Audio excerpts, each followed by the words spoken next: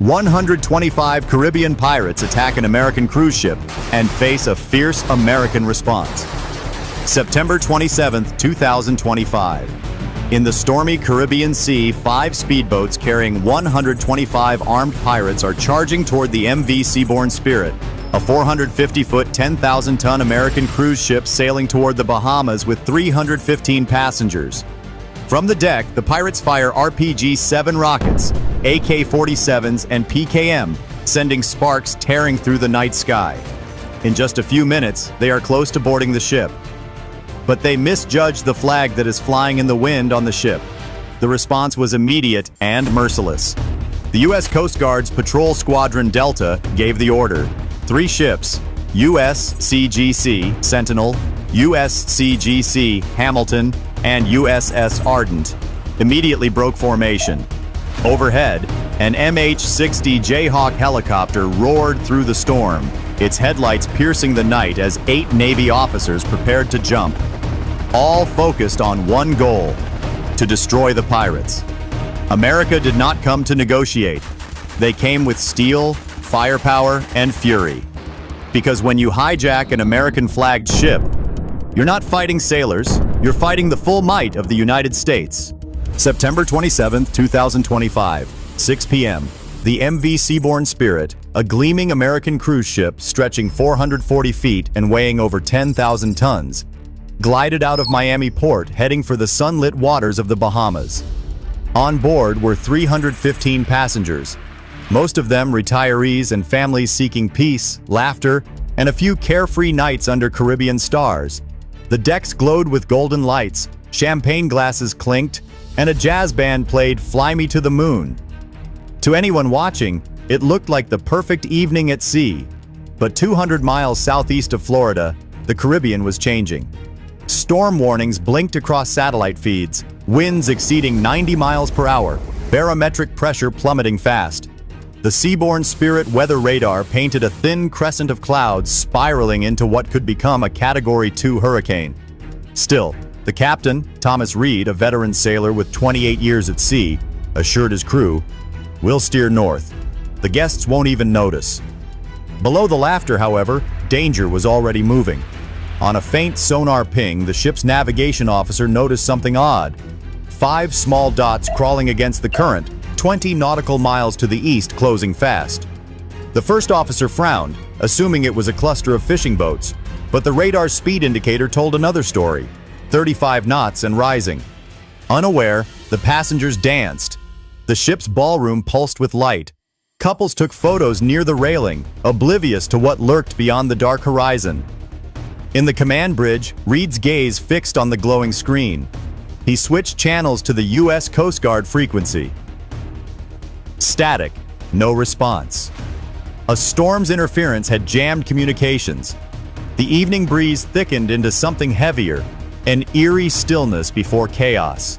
Captain Reed gave the quiet order: "All crew to alert level 2. His voice cut through the hum of the engines. The radar pings grew louder. No one on board yet knew that 5 boats carrying 125 armed pirates were racing toward them through the rain. Men with AK-47s, greed and no mercy. The calm Caribbean night was about to explode. 8:50 p.m. The storm clouds had already swallowed the moon. Wind gusts whipped across the deck of the Seabourn Spirit and lightning cracked over the Caribbean horizon.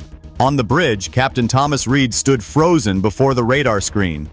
5 red blips now glowed only 2.5 nautical miles away, closing in fast. The shapes were long, narrow, moving in formation. They weren't fishing boats. They were coming for him. Reed's blood ran cold. "Those aren't locals," he muttered. He ordered the communications officer to transmit a distress call to the U.S. Coast Guard Command Sector Key West, located 200 miles northwest. The reply came seconds later. "Signal received. Reinforcements en route. Estimated arrival, 5 minutes." But 5 minutes could mean forever. Through his binoculars, the commanding officer spotted the flashes. 5 speedboats, each painted jet black, their mounted machine guns gleaming in the lightning. Each boat carried 25 armed men, wearing bulletproof vests and masks, their weapons unmistakable. AK-47s, PKMS, and even something like a Soviet-era RPG-7 rocket launcher. A tattered red flag bearing the black shark symbol flew above the lead boat. The Black Reef Pirates, led by the notorious pirate captain Rafael El Tiburon Serrano, had been rumored for years in the Caribbean sea lanes. Their targets were no longer cargo ships. They wanted Americans, tourists, jewelry, and money. Intelligence would later reveal that Serrano's group had extorted over $40 million in ransoms across the region, funding weapons shipments from Venezuela and Colombia. Tonight, their eyes were fixed on the Seaborn Spirit, a floating gold mine worth nearly $120 million in assets and cargo. Reed's voice trembled only once. "Lock all doors. Move the passengers inside." Crew members rushed to secure the main decks as rain hammered the glass domes above the ballroom. On the surveillance monitors, the black silhouettes grew larger, now less than 1 mile away. Lightning split the sea again, illuminating the incoming swarm. 5 speedboats tore through the storm, engines screaming at 40 knots. The radar alarms blared. The calm cruise had become a battlefield, and time had run out. Would the U.S. patrol ships reach them in time? Or would the pirates strike first, turning a peaceful cruise into a floating massacre? 9:04 p.m. The Caribbean night exploded into chaos. 5 pirate boats sliced through the storm, their engines howling at nearly 40 knots as waves crashed against the hull of the MV Seaborn Spirit. Within seconds, automatic gunfire shattered the silence. Bullets sparked off the ship's steel siding.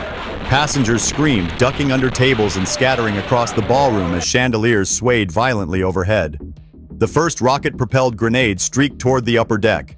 RPG-7, Soviet design, slamming into the starboard railing and ripping through the steel plating. The blast threw 2 crewmen to the ground, glass raining down like ice. Fire alarms blared, sirens screamed across the ship. The storm had turned into war. Captain Thomas Reed shouted into the radio, "They're coming at us! I repeat, coming at us!" But his words were drowned out by thunder and gunfire. Through the wet windows he saw them. Black figures leaping from the boat, hooks flying in the air. At least 20 pirates had clung to the side of the ship, climbing ropes with terrifying precision. 10 had reached the promenade deck, firing wildly at terrified tourists hiding behind metal furniture.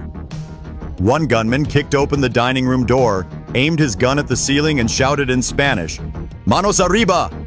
His hands up. But before they could take full control, salvation roared from the clouds. A U.S. Coast Guard MH-60 Jayhawk helicopter appeared, its searchlights piercing the rain and darkness. Its rotor blades churned the sea into a storm of foam as it hovered just above the Seaborn Spirit. From the helicopter, 8 Navy SEALs slid down ropes, rifles cocked, boots hitting the deck with pinpoint accuracy. In seconds, bursts of M4 rifle fire echoed across the deck, hitting 5 pirates on board and sending the remaining 5 surrounded to their knees under the SEALs' precise fire. Meanwhile, on the horizon, 3 American patrol ships, USCGC Sentinel, USS Ardent, and USS Tyler, swept through the storm at top speed just 5 minutes after Reed's distress call. Their loudspeakers blared warnings that echoed across the sea. "This is the United States Navy! Lay down your weapons and surrender immediately!" But the pirates were undeterred. Instead, one fired an RPG straight at the Sentinel. The bomb exploded 30 feet from the bow, sending shrapnel flying. It was the last mistake they could make. In seconds, the ocean was filled with gunfire. The U.S. Navy opened up with precision fire. M2 Browning .50 caliber machine guns and MK 38 25mm autocannons roared, firing nearly 4,000 rounds in the first 3 minutes alone. The night turned white with line fire. One pirate ship exploded instantly. Its fuel tank caught fire, killing at least 10 people. Another lost control and capsized in the waves. Near the ship, a pirate tried to climb a rope ladder, holding an AK-47.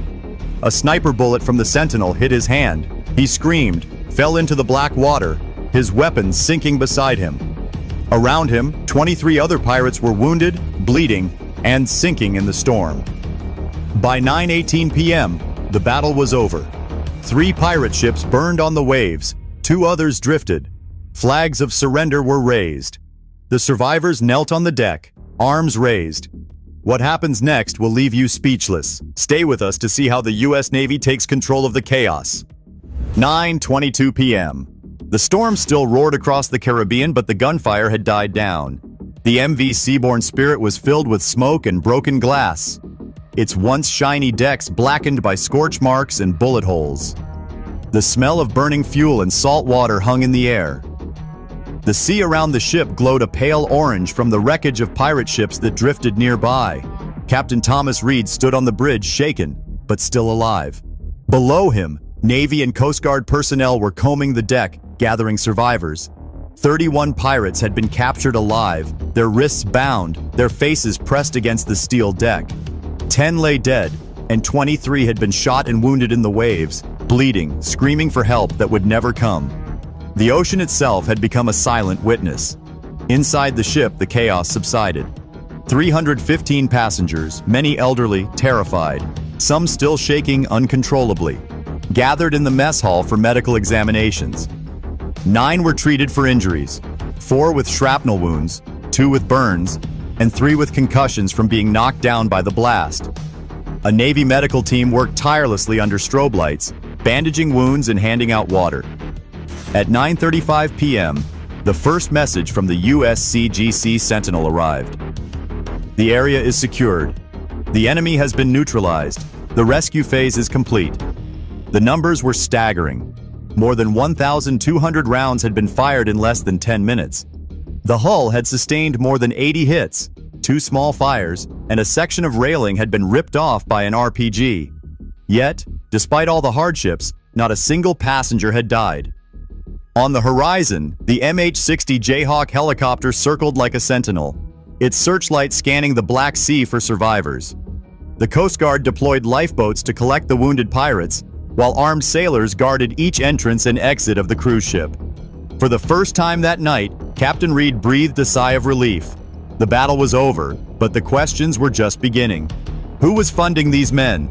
How did they get so far inside U.S.-controlled waters? And how close had the Caribbean come to witnessing the bloodiest massacre of civilians at sea in modern history? Dawn broke over the Caribbean September 28, 2025. The sea was calm again, but the scars of battle were everywhere. The MV Seabourn Spirit drifted under gray skies, escorted by 3 U.S. patrol vessels toward Nassau. Around the wreckage, debris floated for miles, burnt life vests, twisted metal, and the remnants of pirate skiffs torn apart by gunfire. What had begun as a luxury cruise had turned into the most violent pirate assault on U.S. civilians in over 4 decades. By sunrise, the numbers told a grim story. 10 pirates killed, 23 critically wounded, 31 captured alive, and at least 40 weapons seized, including modified AK-47s, RPG-7 launchers, and boxes of ammunition stamped with serial numbers from Caracas and Maracaibo. Intelligence officers on board the USCGC Sentinel made a chilling discovery: encrypted satellite phones containing messages traced to an offshore account in Trinidad, totaling more than $12 million in wire transfers. This was no random raid, it was a funded operation. At 8 a.m., U.S. Southern Command ordered Operation Blue Trident, a rapid sweep across the southern Caribbean. Drones from the USS Ardent scanned the coastal jungles of Venezuela and Colombia, tracking the network linked to Rafael El Tiburón Serrano, the pirate king who vanished after the attack. Within hours, Coast Guard aircraft identified a hidden base near La Guajira, where at least 15 tons of weapons and fuel were being stored. The hunt had just begun. Back aboard the Seabourn Spirit, weary passengers were transferred to safety boats. Some cried quietly, others clapped as sailors saluted them one by one. Captain Thomas Reed stood by the rail, watching the horizon brighten through the morning haze. His ship was damaged, but afloat. A miracle considering 120 bullets and 2 RPGs had struck her hull. That night, Washington released a statement. Any attack on American civilians will be answered, swiftly and decisively. The Caribbean returned to silence, but the message was clear. If 125 men with small boats could nearly destroy a U.S. cruise ship, what would happen if a hostile nation funded 1,000? The oceans were no longer peaceful.